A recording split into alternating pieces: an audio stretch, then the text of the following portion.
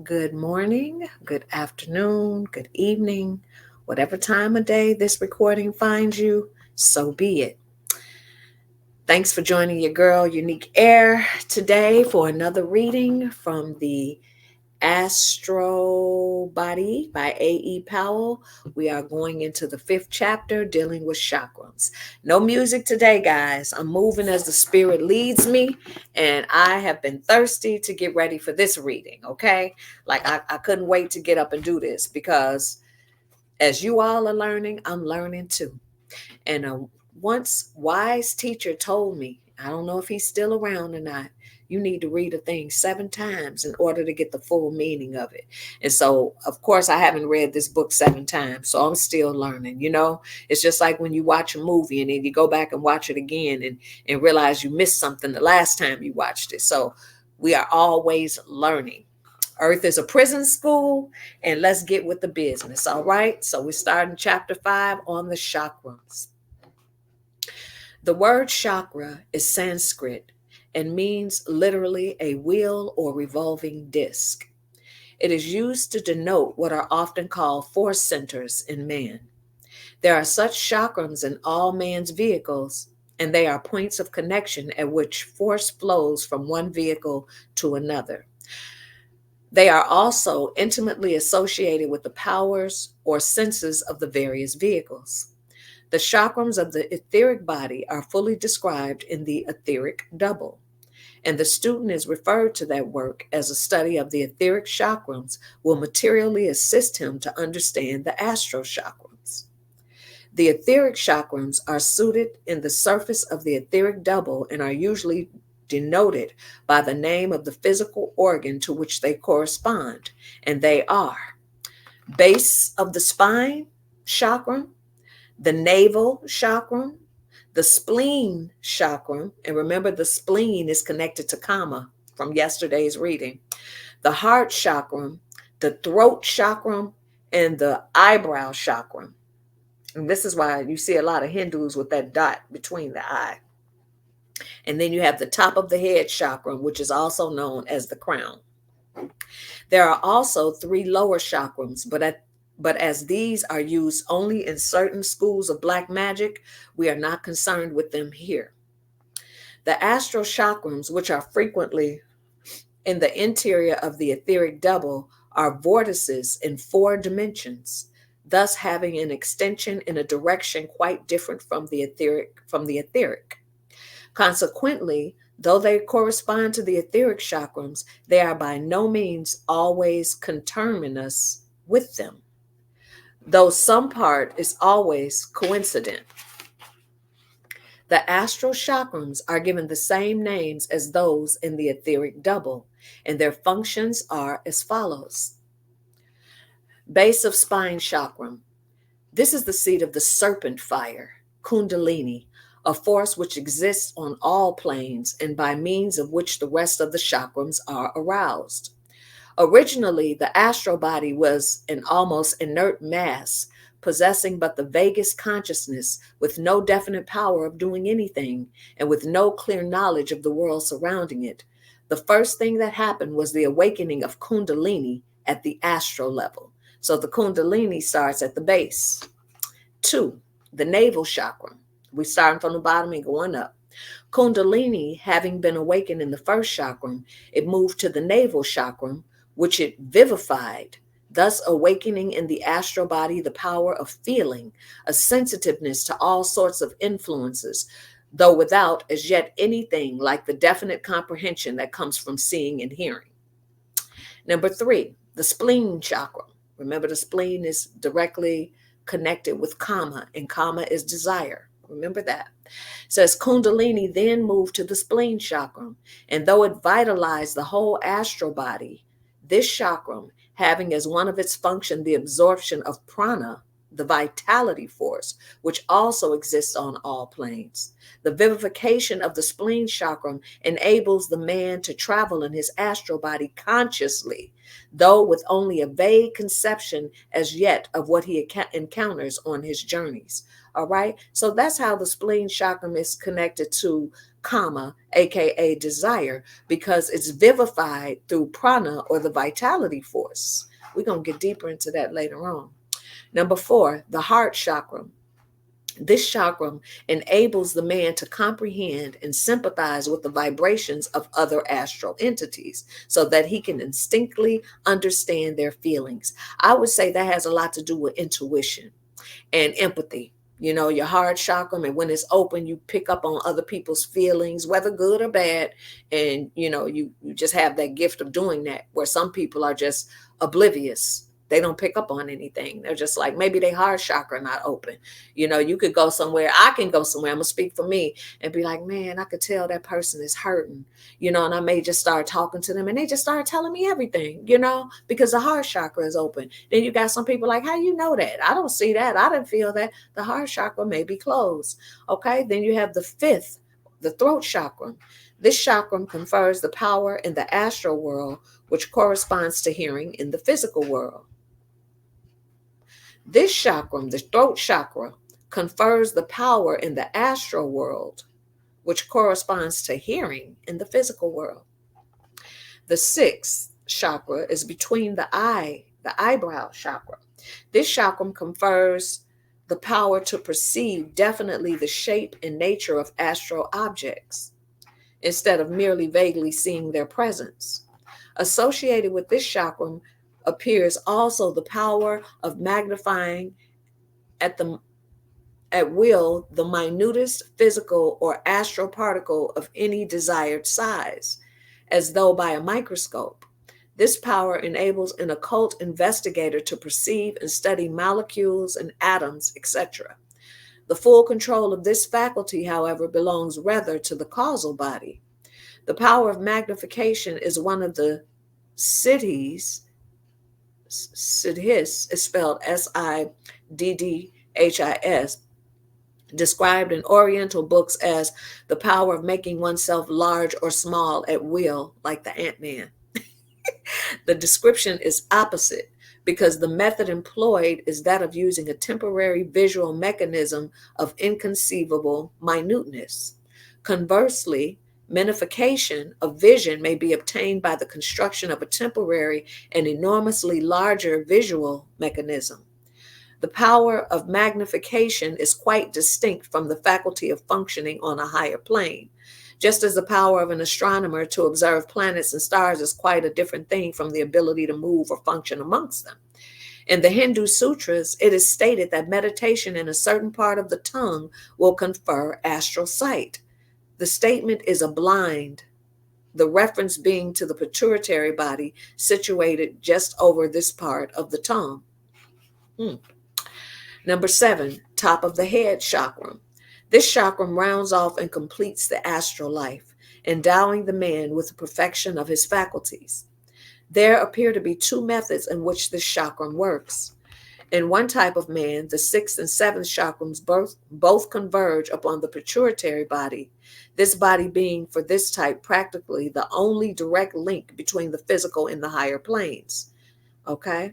In another type of man, however, while the 6th chakram is still attached to the pituitary body, the 7th chakram is bent or slanted until its vortex coincides with the pineal gland.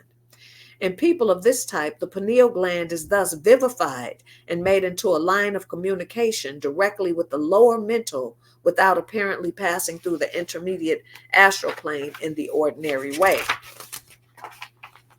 In the physical body, as we know, there are specialized organs for each sense. The eye for seeing, the ear for hearing, and so on.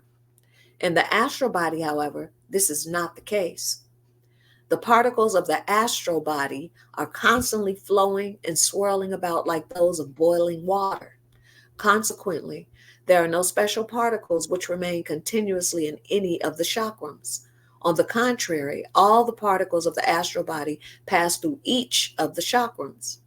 Each chakram has the function of awakening a certain power of response in the particles which flow through it. One chakram, the power of sight, another, that of hearing, and so on. Consequently, any one astral sense is not strictly speaking, localized or confined to any particular part of the astral body. It is rather the whole of the particles of the astral body which possess the power of response. A man, therefore, who has developed astral sight uses any part of the matter of his astral body in order to see, and so can see equally well objects in front, behind, above, below, or to either side. Similarly, with all the other senses. In other words, the astral body senses are equally active in all parts of the body. It's not easy to describe the substitute for language by means of which ideas are communicated astrally. Sound in the ordinary sense of the word is not possible in the astral world. In fact, it's not possible even in a higher part of the physical world. It would also not be correct to say that the language of the astral world is thought transference. The most that could be said is that it is the transference of thoughts formulated in a particular way. In the mental world, a thought is instantaneously transmitted to the mind of another without any form of words. Therefore, in the mental world, language doesn't in the least matter. But astral communication lies, as it were, halfway between the thought transference of the mental world and the concrete speech of the physical. And it is still necessary to formulate the thoughts in words. Just like in your dreams, you're talking. That's in the astral world, right? For this exchange, it is therefore necessary that the two parties should have a language in common. The astral and etheric chakrams are in very close correspondence, but between them and interpenetrating them in a manner which is not readily describable, there is a sheath or web of closely woven texture composed of a single layer of physical atoms, much compressed and permeated by a special form of prana. The divine life, which normally descends from the astral body to the physical, is so attuned as to pass through this shield with a perfect ease, but it is an absolute barrier to all the forces which cannot use the atomic matter of both planes. The web is a natural protection to prevent a premature opening up of communication between the planes, a development which could lead to nothing but injury. It is this which normally prevents clear recollection of the sleep life, and which also causes the momentary unconsciousness which always occurs at death. Y'all hear that? Ooh. But for this provision, the ordinary man could at any moment be brought by an astral entity under the influence of forces with which he could not possibly cope.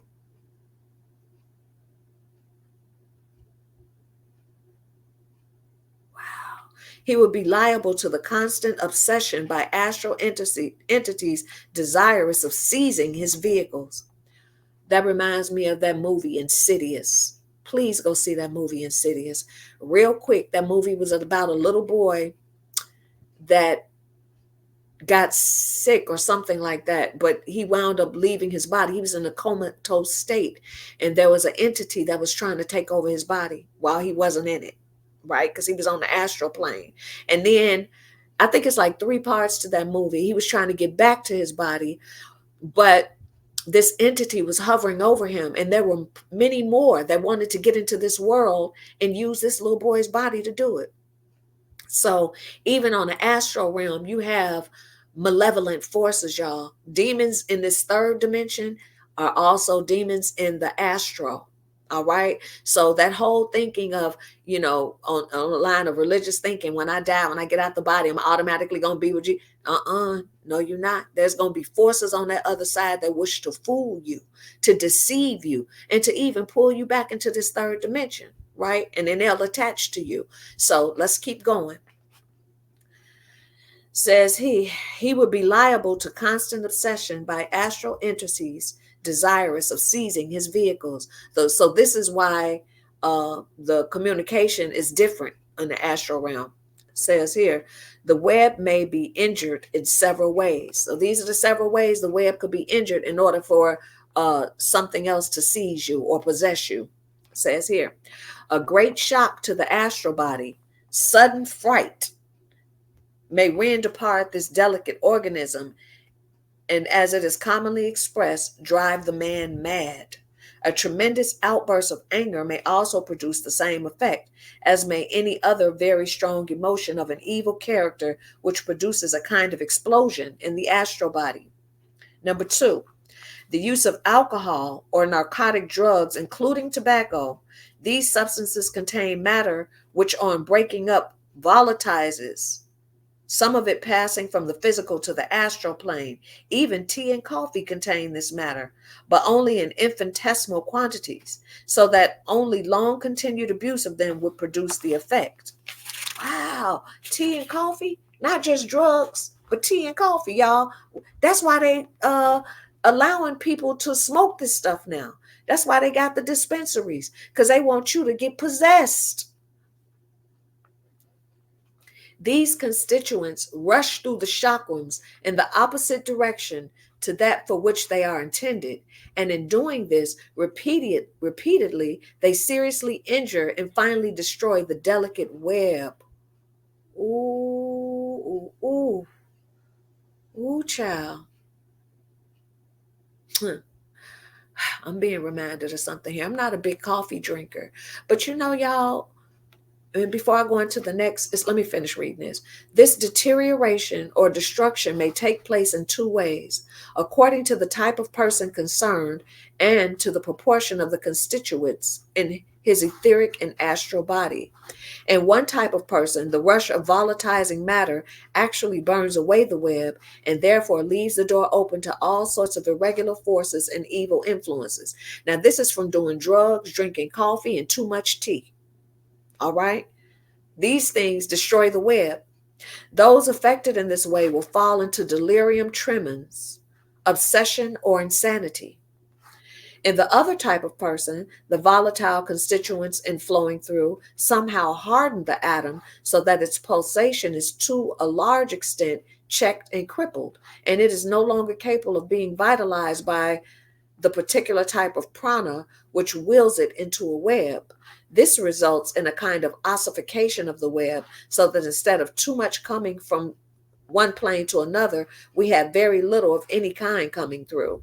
Such subjects tend to a general deadening down of their qualities, resulting in gross materialism, brutality, and animalism, in the loss of all finer feelings and of the power to control themselves. Y'all hear that? You got two kinds of persons and two different kinds of outcomes of somebody who does drugs, and not just legal drugs, but coffee. I mean, think about all the Starbucks. See, Magic Johnson, all these stars, they play a role in keeping the masses asleep or keeping the masses uninformed and providing them with the drugs or the things that they need to go down the wrong path. Because see, when you do things without understanding, you get a blot to yourself. And I'm using biblical language here. You hurting yourself. So y'all, all these coffee houses, this wasn't for nothing. All these Starbucks, all these other little coffee places, Dunkin' Donuts, all this kind of stuff. Legalized marijuana, shrooms. Shrooms are natural. It's a natural thing. Marijuana is natural too if you're growing your own and you're not adding nothing to it. But what are these dispensaries adding to it? What are they doing? True story, I know people who smoke. And the people who smoke a lot, they have issues, man. They have serious, serious issues. I have seen it. True story. They change. Over time, they change. I've seen somebody go from being spiritual back to religion from smoking all the time. It hardened up. That web hardened up. Nothing else can come through. Now it's all Jesus, Jesus. Y'all, woe unto him that knoweth not. Woe unto him that taketh not the time to know. Let me keep reading. All impressions which pass from one plane to the other, are intended to come only through the atomic subplanes. But when the deadening process takes place, it affects not only other atomic matter, but even matter of the second and third subplanes, so that the only communication between the astral and the etheric is from the lower subplanes, upon which only unpleasant and evil influences are found. Can't nothing good get through. Man, y'all, when I'm done reading this, I'm going to go back and read it again for myself. And I admonish you to play this again, rewind it, and really hone in on what's being said, especially if you're a smoker. Cigarettes do more damage than cause cancer. It hardens like your astral body.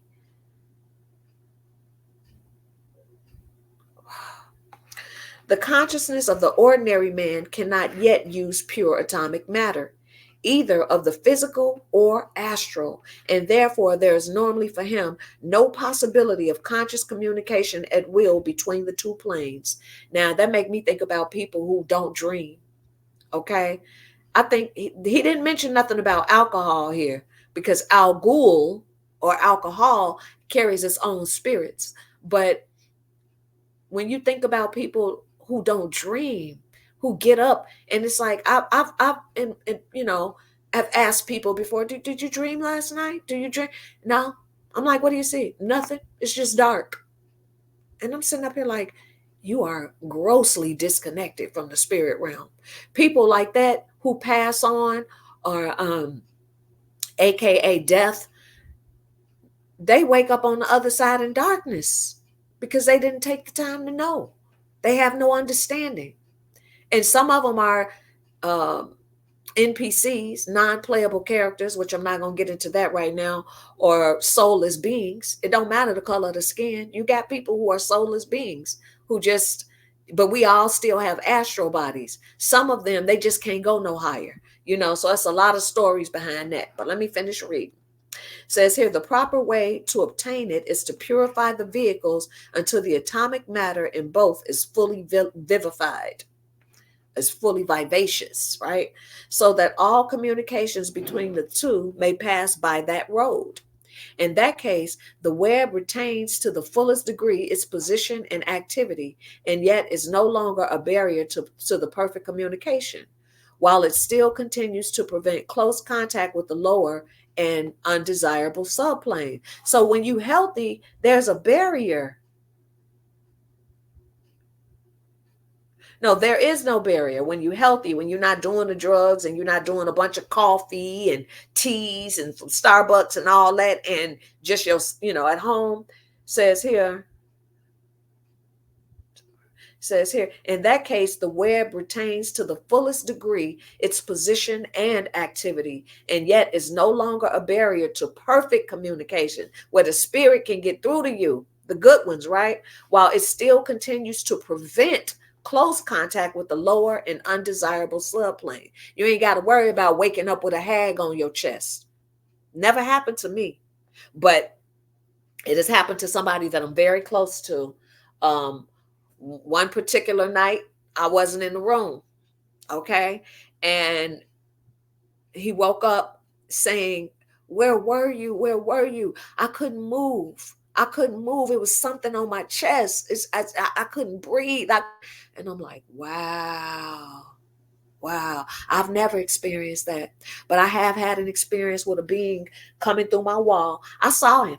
It was an ancestor. He was tall. He was about 7 feet tall. My husband was in the bed right next to me, but I was in sleep paralysis. I couldn't move at that time. I didn't know what you called it, but he was 7 feet tall, shadow man. He was very muscular, and he had long locks, and he had a scroll in his hand with eyes on it, and he talked to me telepathically. So no, I've never had any negative. I don't have nightmares. I don't have night terrors. I don't never have anything negative. It's always good for me. So when I hear people talk about hags sitting on their chests and stuff like that, it's like, wow. And on that astral plane, something's going on here. And especially you don't have any spirituality on this plane, you need to do some work, right?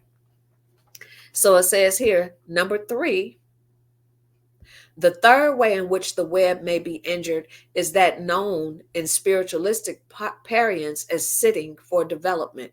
Now, this is how you can develop the web. It is quite possible, in fact, very common for a man to have his astral chakrams well developed so that he is able to function freely on the astral plane, and yet he may recollect nothing of his astral life when he returns to waking consciousness. With this phenomenon and its explanation, we shall deal more appropriately in the chapter on dreams. All right, family. Family. That's the end of the chapter on chakrams. This is going to be just a 30-minute thing. But I kind of want to go back and recap real quick. I'm going to read again. I'm going to start again with the astral and etheric chakrams in very close correspondence, because I need to read it for myself, and I do have time. I usually try to do an hour reading, and since this is a short chapter, I want to drive home those points again of understanding how you can get disconnected, how you can harm that web and cause lower astral entities to possess you. All right, I'm gonna go back and read that again. It says here, the astral and etheric chakrams are in very close correspondence. Your astral and your etheric chakras, right? But between them and interpenetrating them in a manner which is not readily describable, there is a sheath or a web of closely woven texture of a single layer of physical atoms, much compressed and permeated by a special form of prana. So between your astral chakra and your physical chakras, which you got 7 of them, there's a sheath, a woven single layer of atoms. It's like prana in between that, right? It says the divine life which normally descends from the astral body to the physical is so attuned as to pass through this shield with perfect ease, right? The communication between the astral and the physical chakrams is so easily done. You can remember things when you come back from your dreams. You can, if you astral travel, you can bring back information. That's because you still got that communication, right? It says, but it is an absolute barrier to all the forces which cannot use the atomic matter of both planes. So that sheath is also a barrier to forces that can't use that atomic matter on both planes, which is physical and the astral. They can't use that. All right. It says the web is a natural protection to prevent a premature opening up of communication between the planes, a development which could lead to nothing but injury. So that web is a natural protection to prevent the opening up of communication between other subplanes. All right. It says here, it is this which normally prevents clear recollection of the sleep life. All right. This is what makes it where you can't recollect everything that happens in your dreams, all right? And which also causes the momentary unconsciousness which occurs at death when you pass out, that momentary unconsciousness, right? And you pass out and you wake up on the other side and you like, where am I? What? Am I dead? Like you're trying to figure it out, right?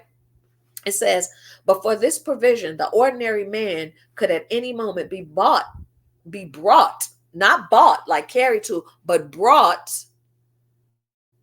by an astral entity under the influence of forces with which he could not possibly cope. But because of this web, this provision, this layer of atomic, this sheath, the ordinary man could at any moment be brought, because that sheath protects you from that lower realm of sub-entities, negative entities. A man could be brought under the influences of forces with which he could not possibly cope. He would be liable to constant obsession or possession, we call it obsession, these spirits on you, by astral entities desirous of seizing his vehicles. And these astral entities, y'all, are also people that have passed on, that are trapped, that you pass on as a drug addict. Well, guess what? You ain't finna go no higher. You're gonna be right here on this earth plane, trying to seize a body so that you get what you desire, more drugs. You want a body to fill it, so you're gonna obsess somebody to keep doing it, right? The web may be injured in several ways. All right, y'all, here we go again. How you injure the web. One, a great shock to the astral body, a sudden fright, a great shock to your astral body, a sudden fright may rend apart this delicate organism, and that it as it is commonly expressed, drive the man mad. Wow. Okay. A tremendous outburst of anger may also produce the same effect, as may any other very strong emotion of an evil character, which produces a kind of explosion in the astral body. So to me, that's saying somebody who's wicked, a great shock to the astral body. That's like somebody doing something to you and it just messes you up. You know what I'm saying? A sudden fright may win. You ever met people who just can't go no higher spiritually? Like you may have been talking stuff to them for years about stuff and they just don't grow. Something happened. And I think a lot of that at the time, victims of abuse experience that. You know what I'm saying? If they get abused at a young age, true story. I know I'm not just talking, y'all. They get stuck. And they're the kind of people that really get stuck in religion and stuff. And they really don't have any kind of true spirituality. It's like everything is methodical. Well, if I do this, this will happen. If I do that, that'll happen. But spirit ain't moving them. All right. Number two, this is what will destroy that web. I'm loving this. I love to learn. But this is what will destroy that web again. Remember, we going over the same thing. The use of alcohol. So they did mention alcohol. At first I said they didn't mention alcohol. Okay. The use of alcohol or narcotic drugs. Y'all think about the pharmaceutical industry. Think about it. All these people on hydrocodone, tramadol, cocaine. They put cocaine in a drug, cocaine. They put that in pharmaceuticals. And I happen to come from a family where I lost a lot of people to drug use. I lost my father to that. And this destroys that web, that atomic layer where you can remember your dreams. And I'm sorry. I'm going to take a minute here. Okay. I'm sorry.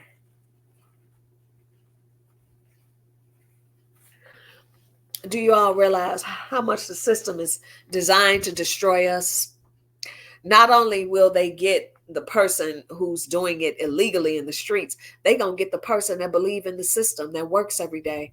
And you're gonna go to your white coat doctor and he gonna write you a prescription for pain relief, right? God, this is deep, y'all. This is deep.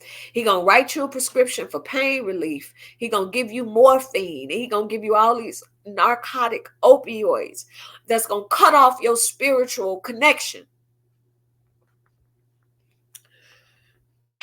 Okay, I'll start from the beginning. The use of alcohol or narcotic drugs, including tobacco, cigarette smokers, and that shit stinks to high heaven. And y'all know what? It don't even say marijuana in here because marijuana is a natural leaf. But when they giving it to you out of the dispensaries, what are they putting on it? You got to understand this. This is the fight for your soul. They trying to trap souls here, y'all. They trapping souls. They don't want you to go nowhere. They don't want you to go no higher because you have elements here, and I do mean elementals, negativity, divas, and all of that want to keep you coming back here to fuel their simulation, to keep you trapped in this earth prison school. So the use of alcohol or narcotic drugs, including tobacco, we didn't hear nothing about marijuana if it's naturally sourced. Make sure if you're a smoker of Mary Jane, you getting it from somewhere where they not add nothing to it. Okay? These substances contain matter which on breaking up, when it breaks up in your system, volatilizes. Let's look up the meaning of the word volatilize, okay? Just to be a little bit more. And let me do it with Google. I could use my, I don't think they're going to lie about the meaning of that. I could use my dictionary, but Now my phone don't want. Okay, forget the phone. Now my phone don't want to act right. I'm gonna look it up and. Oh, wow. Which TUV breaks up and volatilizes. Let's see. We know what volatilize mean, but I just want to go a little deeper. I want to actually read it. Okay. Volatilize, to make or become volatile. What is volatile? Evaporating readily at normal temperatures and pressures, capable of being readily vaporized, changeable. All right. So when it breaks up, says here, these substances contain matter which on breaking up volatilizes, some of it passing from the physical to the astral plane. So when you drinking alcohol, taking narcotic drugs, including tobacco, these substances have matter which volatilizes and passes from physical to astral plane. Even tea and coffee contain this matter. Tea and coffee contain this matter, y'all. And what do people take every day when they go to work? That's why you can have coworkers there that don't have a conscience, that can treat you like shit, that can see that you got a good spirit about you and want to fuck you up, fuck you over, treat you bad, oust you, give you a hard time because you're different. And I bet you they got a hot cup of Joe on their desk. I know at my job, they got a coffee pot in the kitchen. My old job, every day, people coming in. I'm like, I don't like it. I do not like the taste of coffee. I was drinking it for the effect, for the caffeine. But y'all, there's something natural that you can use for that. And I'm about to drop a jewel on you. It's called Yohimbe. Yohimbe. That will give you the same energy, even more than coffee. And it's all natural. It's a West Indian herb, and it'll clean you out. It will clean you out. Okay.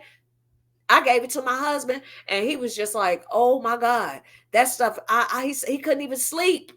I said, you ain't supposed to take it at night. He took it before bed because they also recommend Yohimbe for other things, you know.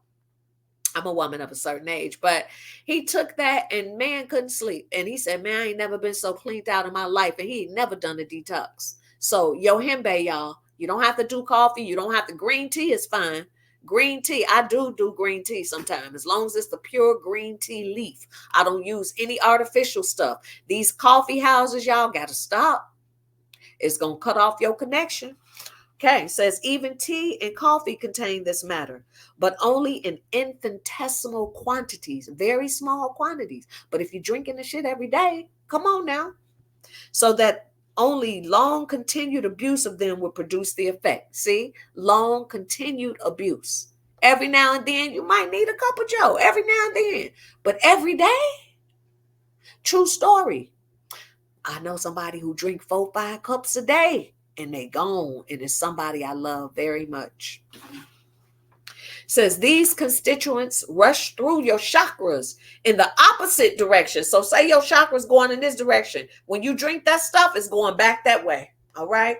To that for which they are intended. It's going in the opposite direction to which the chakras are intended to go. And in doing this repeatedly, they seriously injure and finally destroy the delicate web to spirit, the spirit connection. This deterioration or destruction may take place in two ways, according to the type of person concerned and to the proportion of the constituents in his etheric and astral bodies. So it could take place in two different ways, according to the person, right? And the constituents of his etheric and astral body. I like to repeat things, drive the point home. And one type of person, the rush of volatilizing matter actually burns away the web. So when you're taking that narcotic, when you're drinking that alcohol, when you constantly drinking 4-5 cups of coffee a day, it burns away the web and therefore leaves the door open to all sorts of irregular forces of evil influences. Damn. Those affected in this way will fall into delirium tremens, shaking, obsession, meaning you got other astral entities attached to you. All right. That's them people who change a lot. Or insanity, not in their right mind. The ones walking around here thinking that the beautiful wand that the creator gave them belongs up the anus of another person. Insanity. In the other type of person, the volatile constituents in flowing through somehow harden the atom so that its pulsation is to a large extent checked and crippled. So that thin layer becomes hard. It's like it becomes stuck. It ain't movable between the chakrams and the astral realm. It becomes hard. All right. So that its pulsation is to a large extent checked and crippled, and it is no longer capable of being vitalized by the particular type of prana which wells it into a web. This results in a kind of ossification of the web. Ossification, let's look up that word. Ossification, y'all. We got an idea that it means hardens, right? But we're going to look it up anyway. I like to be precise on what I know.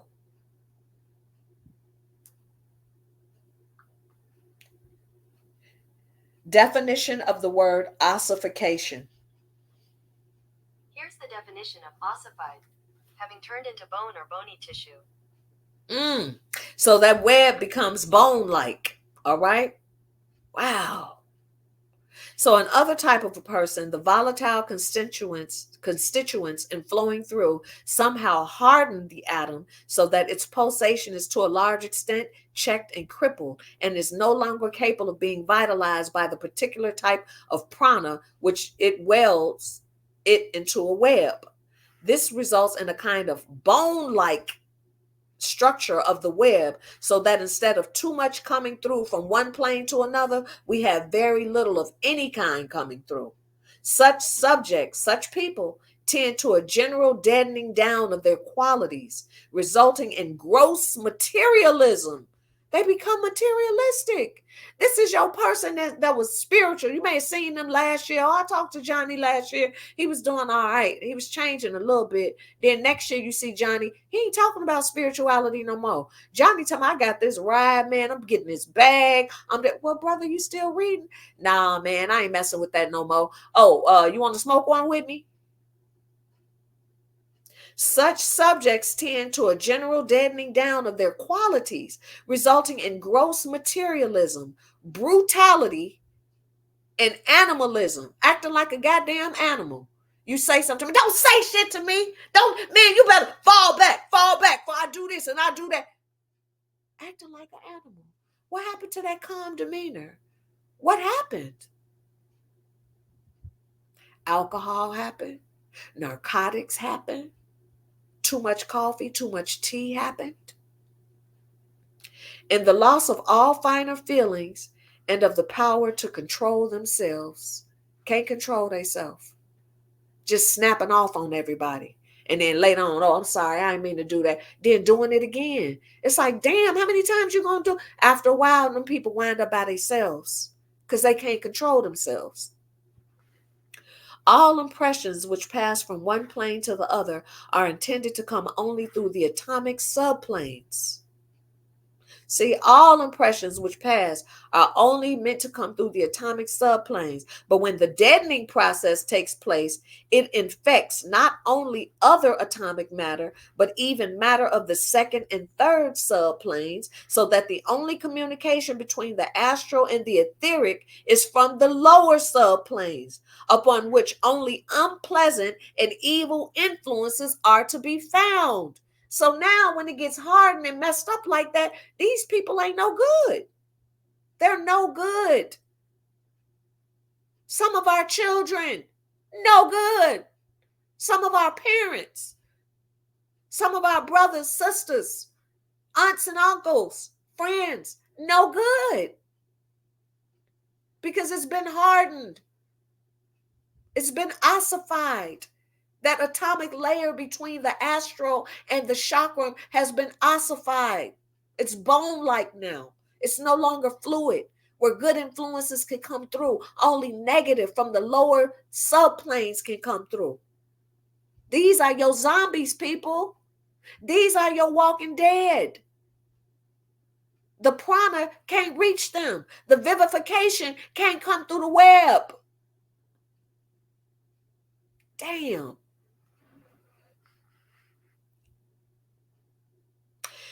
The consciousness of the ordinary man cannot yet use pure atomic matter, either of the physical or astral, and therefore there is normally for him no possibility of conscious communication at will between the two planes. This is just the common man because it's been taken from us. You know, you get born into this world, all that spirituality, you got to learn it later because they teach you how to operate in this world when you go to school. Even when you're in college, that ain't no real education. They just teaching you and you getting paid, you paying them for a piece of paper to make money. Okay, but you're not getting a real education. And then when they have you under their control like that, they can say, take this jab. And you like, shit, I work too hard to get to where I am. I'll take it. I don't care. I need to keep my money. I got a house to run. I got business. I'll take it. You see what I'm saying? You've been trapped to run after things, and then when you get the things, now they can do whatever. They can dangle a carrot. They can do whatever they want to do to you, so you'll keep it. That's why in that scripture, when Yahshua said, "Have I not chosen the poor of this world, yet fit rich in faith, to be heirs of the kingdom?" Because the freest person you're gonna find is the homeless one. They can go where they want when they want. They may not have a lot of money, but they're not held to anything. They're free. The proper way to obtain it is to purify the vehicles until the atomic matter in both is fully vivified. In other words, stop drinking, stop smoking.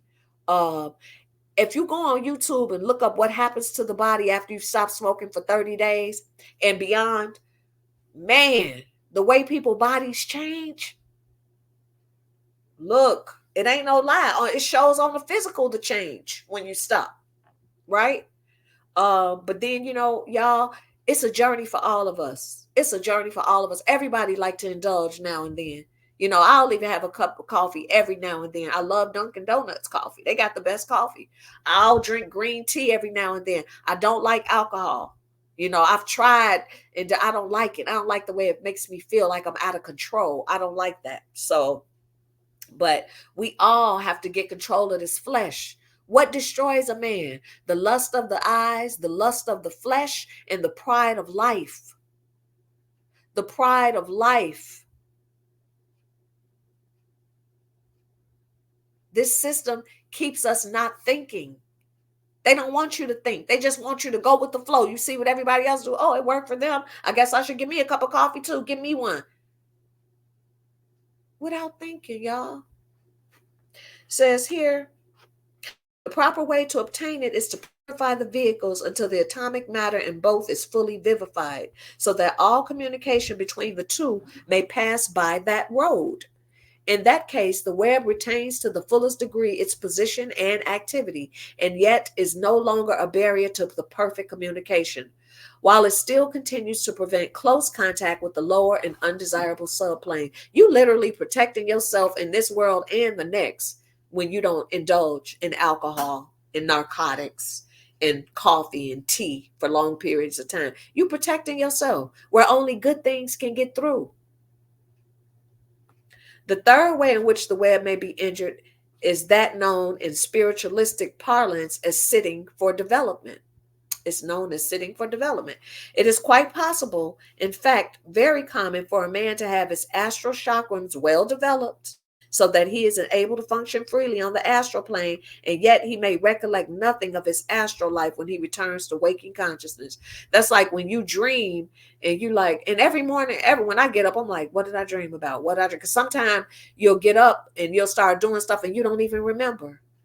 It's not supposed to be like that. You're supposed to be able to come back to your body and tell what you did. I can still do that. So I know I haven't damaged myself by drinking out, because I don't get into alcohol, but by drinking green tea and indulging every now and then, when you can still recollect, you're good. You don't want it where you can't. Where you're like, yeah, I dream, but I don't know. I don't remember none of it. That's not a good sign, y'all. Because that's the world we going to when we leave here. All right. That means your astral body is not moving. It's not, you're not, there's a disconnect. Okay. It says here, with this phenomenon and its explanation, we shall deal more appropriately in the chapter on dreams. All right, y'all. That was 50 minutes in. Oh, I got a ladybug flying around. That was 50 minutes in, and yeah, that was some heavy reading there. I mean, whoosh. I can't wait to get to the next one. I got a run to make. But the next chapter is going to be on the Kundalini energy, and it's a pretty small one too. I used to always hear about Kundalini and didn't know what it was. But we are going to get into the Kundalini energy next time around. Again, this is your girl, Unique Air. Thank you for joining me. And yeah, y'all, challenge yourself. Put down that alcohol. You don't need no glass of red wine in the evening. No, you don't. No, you don't. All you need to do is meditate. That's all you need to do. And find a herb. What's that herb? It starts with a V that relaxes you. Look into the herbs, y'all. That's what I'm going to do. Next time I get back on, I'm going to let y'all know some of the herbs. I got all the books in there that can help you with relaxation. I already told you about your hembe to give you energy when you're going to work or whatever. Take some of that in the morning, like 2 mLs of it. You can get the liquid form. It's real good. I got some in there now. 2 mLs of that in like a little shot of water. I like to do it purely, but you can put it whatever you want to put it in. It kind of got a little nasty aftertaste because it's a pure herb. You throw that back, chase that with something, and I swear you'll have energy all day. And you'll feel it when you come down, but it ain't gonna be no drop like when you're having sugar and coffee where you just crash. You don't crash. You just start noticing that, hey, okay, well, I could take another shot of that. And you can use as much of that as you want because it's all natural, y'all. It's time to get back to the naturalness because we're discovering and seeing how it is that they really trying to screw us all over by making it look like it's innocent. A cup of coffee. Oh yeah, I have a cup of coffee. No, long-term use of that is no good. And that is crazy because, whew, oh my God. Anyway, y'all, have a good day. This is your girl, Unique Air again. I am logging out. Love y'all. Keep y'all head up. Remember, thoughts are things, and always think the right thoughts. Love you. Peace.